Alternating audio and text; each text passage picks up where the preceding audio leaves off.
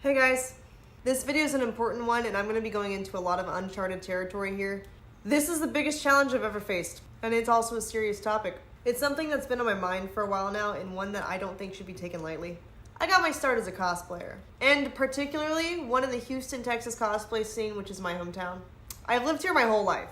I've gone to conventions here for over a decade, and I've always loved them. Something that's important to me as a cosplayer and a female content creator is making sure that conventions are safe, comfortable, and enjoyable for everyone who attends. Cons are supposed to be fun, but for years there's been a sore spot in the Houston con circuit that has continued to weigh heavy on the entire community, and I feel like it needs to be addressed. I have a video here by Leo Convoy where he talks about the popular convention anime Matsuri and the history behind it. It's a super well researched video, and we're gonna watch it together to kind of go over the points of this convention. Ran by John and Denise Lay, this convention is the biggest anime convention in Houston and has had more than its fair share of controversy, which is what we're talking about today. Let's start with the sexual allegations. Though I really shouldn't say alleged or allegation, and you'll find out why soon enough. John at one point had close ties to the Lolita community. Currently still running a Lolita store called Shop in Wonderland is the speed in which word spreads. And spread it did when Nina here, owner of Lock Shop Wigs, broke the silence about John's actions, talking on her blog about John bragging about receiving fellatio by models to be put in the fashion show, along with apparently inappropriate jokes. This is, of course, to a business partner. Clearly it stops there then, right? She has no other evidence to her. Oh. She has screenshots, one of which was him asking for naked pictures, and the other making it very clear that he wants to share a bed with her on a proposed trip to Japan. And what was John's response to being outed by all of this? It was to admit to it, write some goofy blog about being a man in a woman's world. Yes, it is exactly as stupid as it sounds, and to take an internet class on sexual misconduct. Of course, when one person outs a predator, it opens the floodgates for others to do so as well. And here's where we have to remove the alleged from alleged predator, because not only did John admit to his actions, but he also made excuses for them, and added some more, including a young lady bringing John's improper actions towards her to his wife Denise. Of note are a couple of things. One being that when this happened, the young lady was a sophomore in high school, meaning she was a minor, and John would regularly make sexual advances towards her. And the other thing of note, Denise's response wasn't to deny these allegations, but to tell the victim that she should have told him to stop and that she's culpable for this. Who goes out of their way to make excuses for preying upon young women, minors, by saying, oh, I'm just a man in a woman's world? Like, okay, so he's admitting it, basically. Because if he wasn't doing that, he would deny it. So instead, he is saying, yes, I did that. But here's why. It's not my fault. It's extremely... I don't even have words for it. It's fucked up.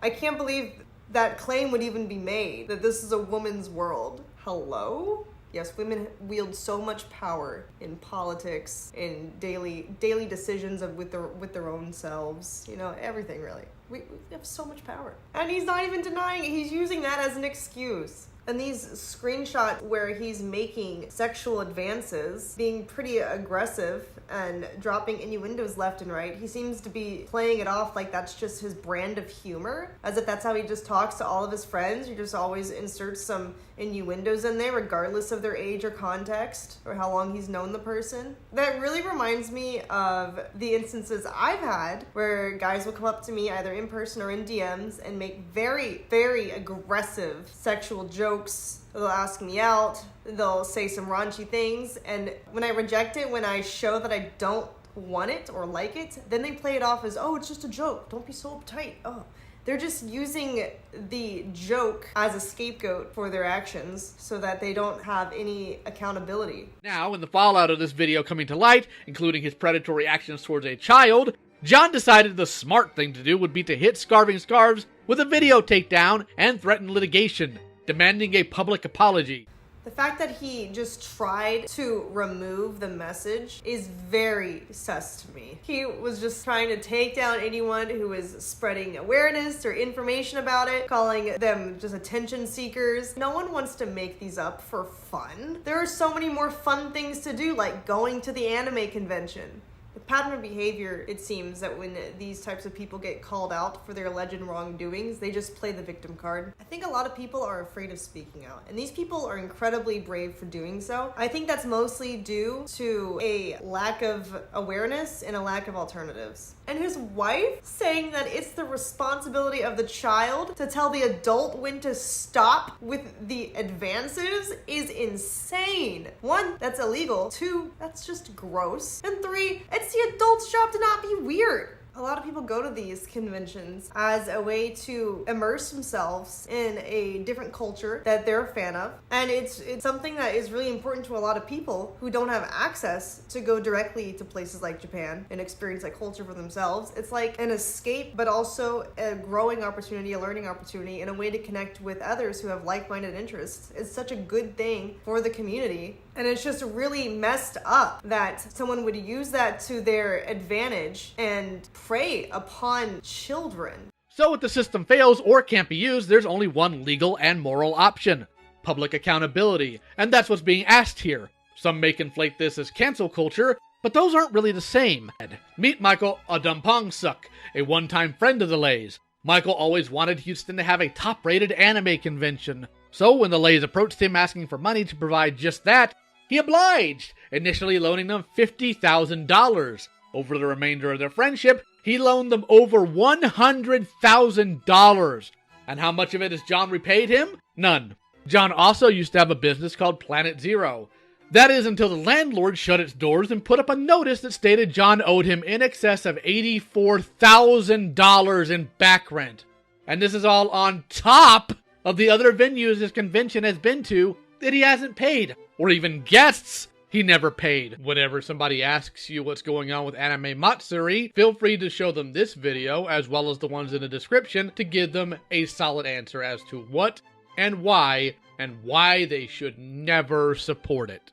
The reason why I used to go to Anime Matsuri is because it was the biggest convention, it still is, in Houston, and there were so many people to meet there. It had not only the most international guest roster, you could meet cosplayers who were actually from Japan and all over the world as well, but you could meet attendees coming in from all over the world, and you could connect with them on a very emotional level because you all shared common interests. You could find people who liked the same anime you liked, same comics, same games. And then no one is gonna judge you or insult you because everyone there is also a nerd. So previously when it was, oh, you're a nerd in school as an insult, now it's something you bond over, and that's really cool. And I used to cosplay a lot as well. I don't do it as much anymore because it takes a lot of time, a lot of effort, but I used it as a creative outlet. It was like my escapism living at home because I was bored, wasn't really happy with my life, didn't have many friends locally that I could hang out with until convention time. Then we all got together at conventions. We all were able to finally have one weekend where we could chill out, we could be ourselves, not feel like we have to put up a fake image to impress other people who might not like the same things we do. We could actually let our hair down and be super comfortable in a setting where we felt safe.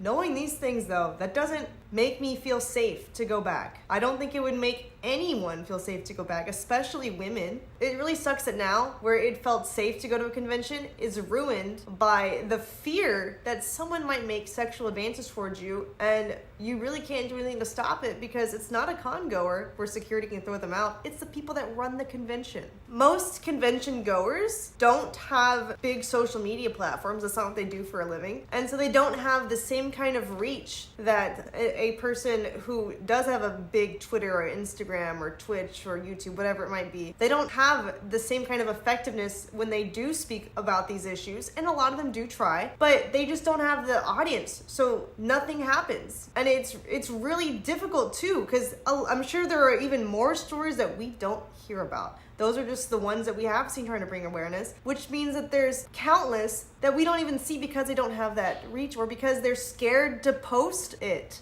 Think about the power imbalance here. The person alleged of misconduct in this video is the head of the second largest convention in North America. That's huge. That opens up so many opportunities for people who attend the con as a guest, as a vendor, anything like that. They want to make a good impression so that they can network into other conventions. They have the experience under their belt. They can put it on their resume. They don't want to create an awkward situation of confrontation where they might be blacklisted from their livelihood. They shouldn't have to choose between standing up for what's right and risking their livelihoods. But in my case, it's different. I feel like I have the platform to inform people. I can bring awareness to this issue, and that's what I'm gonna do. Super appreciative to Leo for bringing awareness to this and supporting all the women affected by this. I'm tired of people from my hometown having to choose between their love for anime, cosplay, for nerd culture, or supporting people who have no regard for their actions or the effects on others. People shouldn't have to go to a con run by alleged predators just to celebrate the things that they love, so they won't have to. I've been talking it over with my team at Real Work, and enough is enough. It's time to get back to what conventions should be about. Not money, not profit margins, not personal gain. About the communities they're meant to bring together, that are the backbone of this culture. It's time we stand against the people who exploit us. It's time to show them that we've had enough. It's time to stop settling. So next year in 2023, there will be a new convention in Houston. It's unacceptable that women in this industry and community have to deal with this kind of harassment. So there will be an alternative for the Houston convention scene, funded by people who care. This is not an Amouranth convention. This is a convention for cosplayers, anime, pop culture, gaming, everyone. I'm getting involved with my fellow creators, cosplayers, and streamers to make it an event that caters to all kinds of communities and can be a real option to still enjoy the type of convention you love while being one worth supporting. I'll be releasing more information about this on my socials, as well as on my company website, itsrealwork.com. So if you're interested in learning more or getting involved, check out the links below. I'm excited to work on this, and I hope we have your support. Enough is enough, and Houston deserves better cons. It's time we stop settling.